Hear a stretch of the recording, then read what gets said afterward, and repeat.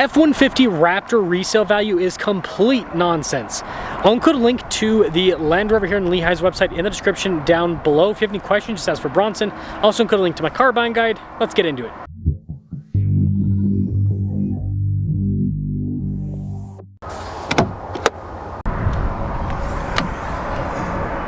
Now the V8 Raptor is the one with the craziest resale value, but these V6s are also pretty crazy, and they haven't changed the power output on this engine in years. Still has 450 horsepower, still has 510 pound-feet of torque from a twin-turbo 3.5 liter V6.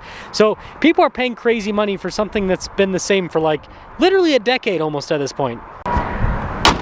I'm trying to hit 500,000 subscribers before the end of the year. I'd really appreciate it if you'd help out with that. Now, don't get me wrong, the Raptor has cool stuff like the venting there on the hood. You also have the marker lights because this is over 80 inches wide and it's federally mandated. Crazy off-road fog lights. We've got skid plate protection, recovery points, tons of ground clearance, and overall a really cool look. The smallest tire you can get on a Raptor is a 35-inch tall tire wrapped around 17-inch wheels. You can also get the Raptor with 37s. The V8 version only comes with 37s. The Raptor also has a ton of travel. I mean, this version has like 15 inches in the rear, 14 in the front. You also have a nice wide body look with some venting there on the side. You've got these off-road side steps, as well as live valve Fox shocks. And I mean, look at the side profile of this thing. It is absolutely killer. Now, maybe part of the resale with this Raptor is it's a 24, so it's got the Raptor logo on the back. The 25's got rid of that, which is so silly. But anyways, you know, you've got remote start, tailgate drop down too. LED lights in the bed, and I guess this is a Ford with a bed liner. Maybe that's also why the value is so high on these used Raptors, if they have bed liner. There is a tailgate in the step, and the tailgate itself is actually automatic with the raising function. Pretty cool looking taillights. I love the little marker light there in the fender flare. And then we've got an off-road bumper with recovery points and pretty aggressive looking exhaust tips. So I get it, the exterior looks cool, but again, this is just a body kit on an F-150 when it comes to the exterior. It's not like you're getting a much more premium use of materials or more durable materials. This is the same stuff, just more aggressive looking than a regular F-150. And that continues inside when you look at the interior.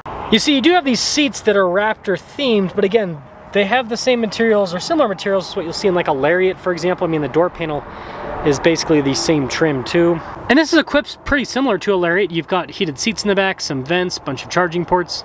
Keypad, you gotta ask the dealer for those nowadays, but ooh. So yeah, you've got more features, blind spot monitoring, you've got memory seats, the B&O sound system, the mirror's power fold in too. And it still has a pretty respectable payload capacity of 1,324 pounds.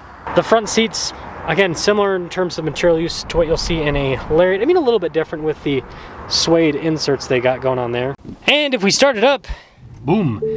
This digital gauge cluster is now standard in all F-150s, so that's not specific to the Raptor. Heads-up display, again, you can get that in a bunch of other F-150s. The Raptor does provide you with nice paddles on the back, and you do have kind of a cooler look at the steering wheel, kind of that little marker at the top. And there's some nice contrasted stitching, and then the Raptor logo there at the bottom too that the camera doesn't want to focus on. The similarities to the Lariat do continue. 360 camera with this truck. This infotainment system, again, is now standard across the board with F-150s, so nothing special there. But you do get heated and ventilated seats, dual zone climate. And just like a Lariat, you've got the advanced four-wheel drive system, so it's part-time four-wheel drive system, but it has auto. Also have a rear locking differential and drive modes for both off-road and on-road use with lots of adjustability. You can adjust the steering, the shocks, the exhaust, and there's even a custom mode where you can custom set everything. So there is a little bit more adjustability with this compared to a Lariat. But then this whole center stack, I mean, with the phone charging pad, this center console, and by the way, you can see there's a little bit of kind of wear on the center console.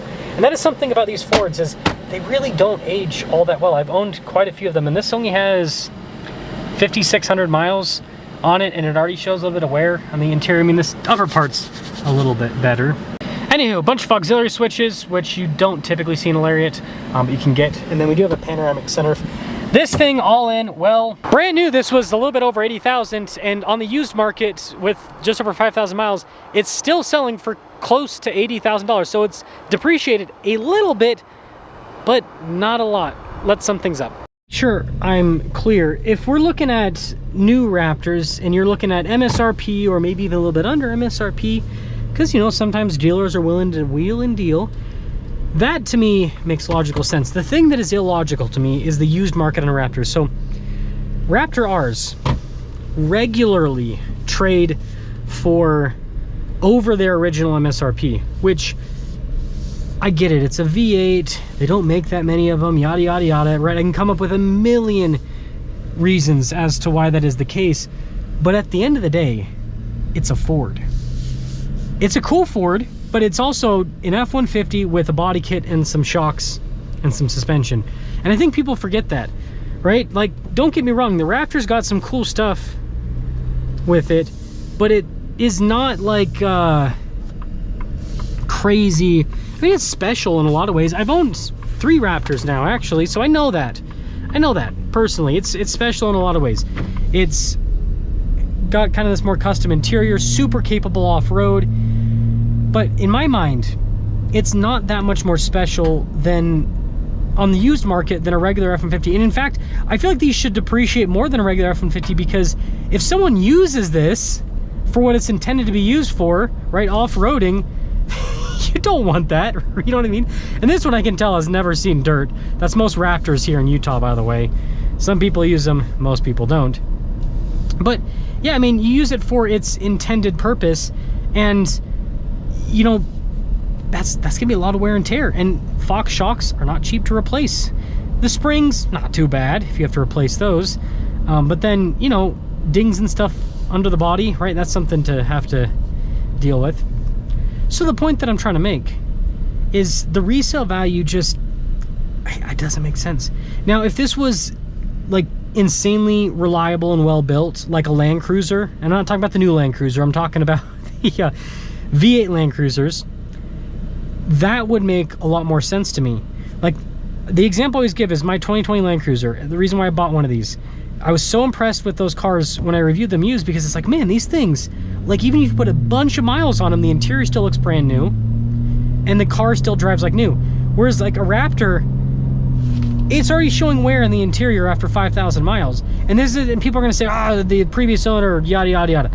No, I've been in enough of these used Raptors, and I have also owned enough Raptors, and I'm very, like, obviously I use my cars for their intended purpose, but I'm also like really good to my cars. I clean them all the time. I make sure that like everything is, I take them in for all the maintenancing, and I never eat in my cars. I never have any drinks in my cars. I never have anything that's going to like damage the interior. And with the Raptors, still see wear and tear, still 100% see wear and tear at pretty low mileage. Like, we're at a Land Rover dealership, and like Land Rover's interiors hold up better than Ford's over the long run. It's just crazy to me. So the point I'm trying to make is this truck drives amazingly well. It is insanely capable. It is a cool vehicle. Brand new. It is fantastic. It makes all the sense in the world for the value you're getting. But like paying, you know, close to original MSRP just to get one of these, and I get it. Like, people are going to keep doing it because they don't want to wait, because these are sold out brand new, by the way. But I would just rather wait. And I mean, especially, this is an EcoBoost, right? This is not an R. And I think the R is like, paying over original MSRP for an R is just crazy. People will do it, obviously. But like, you're getting, this is what people need to remember. You're getting a truck that is ultimately has the same build quality and material use as a $40,000 work truck, right? Like, and I'm talking, like, the interior is different, but I'm talking about like the door panels and all of that kind of stuff. And this is why I brought in the Land Cruiser. The Land Cruiser, like, they'll actually use more premium materials for random stuff like the door panels and you know, smaller stuff like window controls. Yeah, I get that's going to be a carryover, but there's just not as much put into the Raptor as people think. If you look at this for what it is, you're basically getting beefed up suspension, right? And again, this is beefed up overall compared to regular F-150 for like the components underneath, but the body isn't, and the interior isn't. So you're paying a huge premium for some of that underbody stuff to be beefed up, but the rest of the truck isn't. And on the used market, you're still paying a premium, and you're paying a premium for something that is going to be more expensive to maintain. Like, when you take this in, and if you have to get new shocks, which you have to either rebuild or replace the shocks with Raptors after only like, depending on your use, but you know, usually only like 50,000 miles. Like, it's not a whole lot of mileage. And you know, this V6, it's got some power. It's pretty fun. It sounds pretty good, but it's still just a turbo V6. This is not a special engine. The R at least has more special engine, but still, it's a Ford. I don't know. Let me know if you agree or disagree with me. I just think that it's great for people to buy Raptors brand new, that the resale's strong, right? It means they lose less money, but I just think that the truck is a bit overhyped on the used market with where the values sit